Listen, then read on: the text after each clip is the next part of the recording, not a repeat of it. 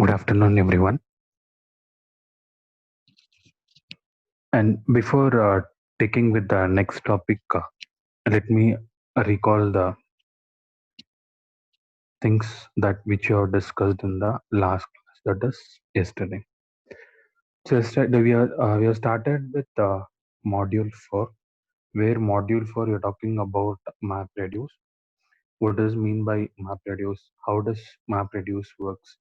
And what are the MapReduce application? So this is the major things the major things that we are going to discuss in module 4. So we have started with what is called map reduce, and next to that we have discussed about two most important things, like one is decomposing a job, and second one is testing. Okay, I mean test mapper testing and reducer testing. Okay, and in addition to that we have discussed one more thing, like test driver, how I can test my job if it is reducing, if it is executing on my local node, or in case of it can be done if I'm executing it in a mini cluster. Okay, so these are the few things, these are the few things that we have discussed in the last class. And as of today's class we will be starting with the anatomy of a map reduce job run. And to be simple, I can tell you, like, so today's topic will be about will be teaching you about how MapReduce works. That is what anatomy of a MapReduce job run. And before getting into this, let us have a small discussion about MapReduce. See, in the last session we have seen architecture diagram for MapReduce. So where a MapReduce is having the phases like splitting, mapping, combining, reducing. Okay, and we have one more phase called intermediate. So these are five phases of map reduce job. So the most important two stages are mapper stage and the reduce stage. So earlier when this map reduce was released, I mean you can see here, you can run a map reduce job with a single method called submit. So it is submit as a method which helps you to run a map reduce object. In case the in case the job whatever that you're trying to submit, if it is already submitted, this, like, I mean you will not be able to submit the same object again. The reason is that for each and every job you will be having a job ID in map reduce. Okay, so this is what map reduce with Hadoop. So we are going to learn how to use MapReduce in Hadoop. Okay. And second thing, so if the task is already assigned, then you will not be able to reassign it. So what you can do is it will be already just in process. If it is not yet assigned, then a new task ID will be created for the job. So we'll be talking about how a job starts its initialization until its completion, how the MapReduce works. Then in the Hadoop version 0.23.0, that in that version a new MapReduce implementation was introduced. So it is the one where MapReduce was introduced, and that you can call it as MapReduce version 1, or you can call as MR1. Okay.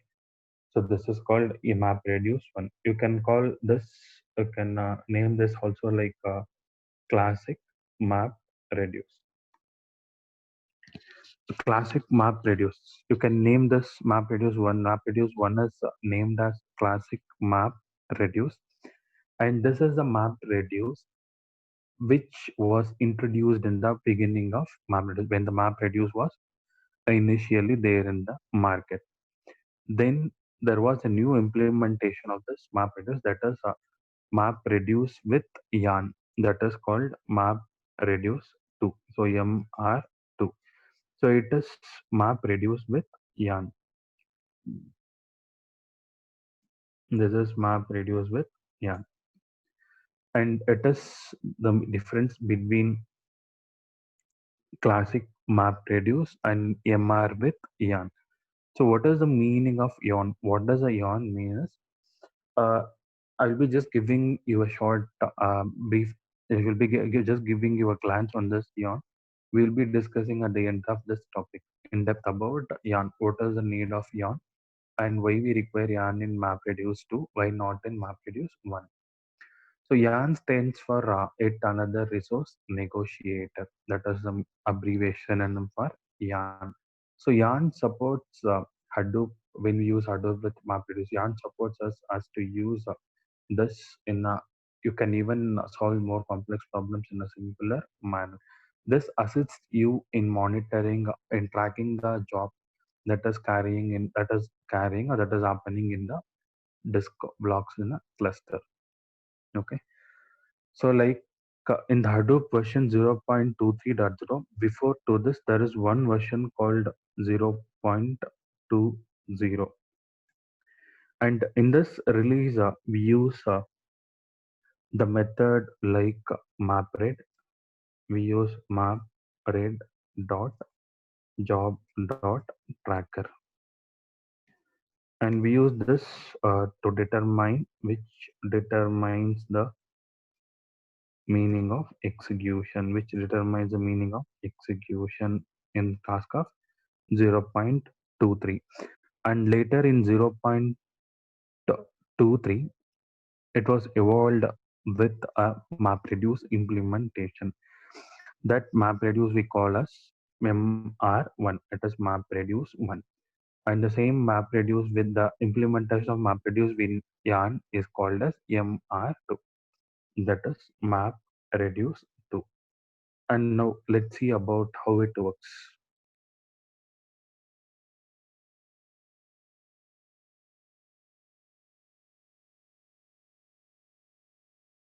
Okay. So even you can see here classic map reduce one. So whenever I talk about a classic map reduce, it means we are going discussing about map reduce one. So you can take it as like map reduce version one, map reduce version two. When we talk with the map reduce implementation with yarn, so there it means map reduce two. Okay. So I mean the job run in classic MapReduce that we can see in the next figure. And here there are four major independent entities. One is client, and second job tracker, third task tracker, four DFS, distributed file system. And the role of client is the one who submits the map reduced job for processing. And the role of job tracker is which coordinates the job run, which will help you in tracking with the job ID, and where you can know the status of your job, either it is completed or it is running or it is terminated or it is executed, that can be done. And task tracker, which runs the task that the job has been splitted into. Like earlier we talked about mapper. So within the mapper, in case if I have some set of parallel things to be done, if I have set of parallel jobs to be done within the mapper, how it can be get resolved, that is where I mean that is the problem that which we are discussing now. And the last one is distributed file system, so which you know well, it is for sharing job files between other entities, so which is like a decentralized manner. Okay. So just have a look on this figure. And initially it start with the map reduce program, so it is where the program is being fed as input. So the first thing is a run job. So client is going to fed this job into a Java virtual machine that is called client JVM or client node. Once a job is submitted, the job tracker is going to generate you a job ID. That is what the second one. And parallelly, you will be copying the job resources from shared file system. That is HDFS. So once if you submit the job, then the job will be get initialized. Okay. So first we are going to submit a job. Second, where a new job ID will be assigned for it. Third, where you will be copying the resources from HDFS. And next, fourth is submitting your job. So then the job will be get initialized. So then it is going to retrieve the input splits. So again, it is starting with the phase like split, mapper, combiner, reducer. Okay. So remember this step always: splitter, mapper, combiner, reducer. So once retrieve is done, then it is going to return the task from task tracker. So subcomponent of job tracker is the task tracker, and heartbeat returns task. And this heartbeat we will be discussing in task assignment. Okay. So once the job retrieve is done, it is going to launch the job for the map task. And you can see like a child JVM, at last map task or reduce task. It is task tracker node, and starts from map reduce program and ends with task tracker node. So it is the diagram which represents, which shows you the four most important entities related with map reduce works. And so if you look into that workflow in a detailed manner, you can see six sub things. One is job submission, second initialization, third assignment, fourth execution, and fifth status update, sixth task completion. So these are the six workflows which we will be discussing now. And the first thing is job submission. So when I call it as like a job submission, I'm going to submit a job. So where the client call a submit object, a client call a submit method on an object. So once this is done, it is going to initiate the internal job submitter, that is called submit job internal. And once this is done, the client will wait for completion. I mean, the job progress will begin, and then a client will be getting a response from the response process, and it makes to know about either the job is being submission is being done or not. In this case, when the job is complete, it was successful, and let me take it as successful, then the job counters will are displayed. When it is successful,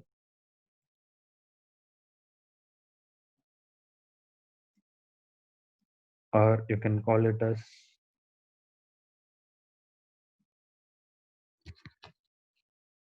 or you can call it as like when it is successful, when the job completion is successful, then the job counters are displayed.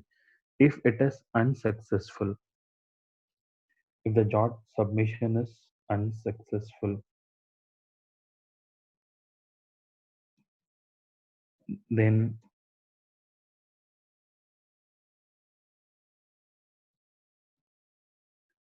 error means it is not just a simple error which which makes the job to get failed, which makes the job to get failed.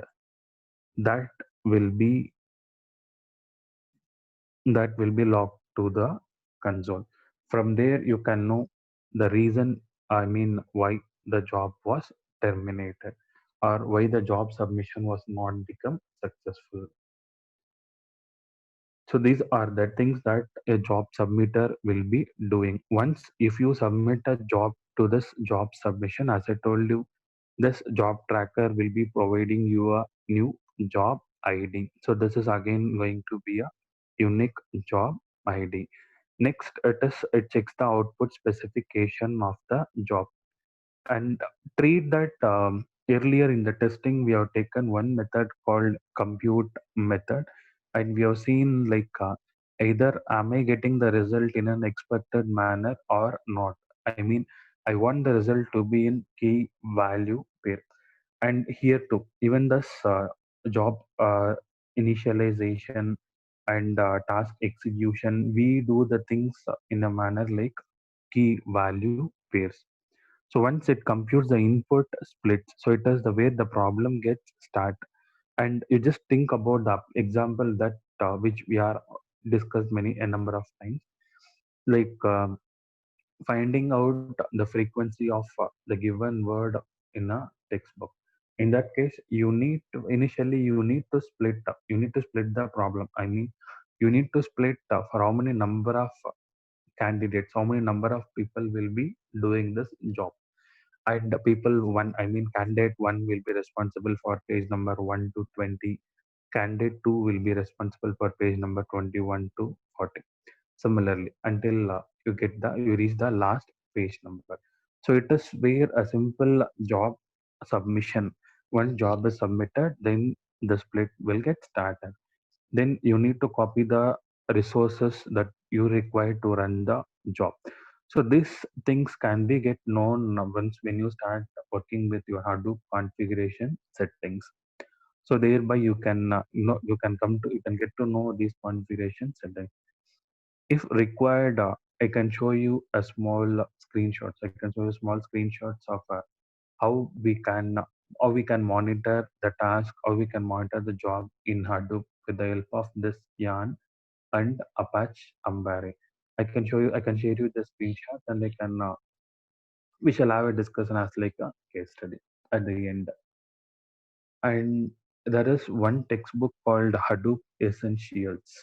It is written by Eric Sammer, and you can use that textbook. That textbook talks about MapReduce implementation with Yarn. I mean, how to use MapReduce in Hadoop with Yarn, how to use MapReduce in Hadoop with Apache Ambari, how it works, and how we can track the process which is there executing in your Hadoop. All those things can be done there. Okay, so it is about job submitter. Once if you submit a job, next your job will be get initialized, and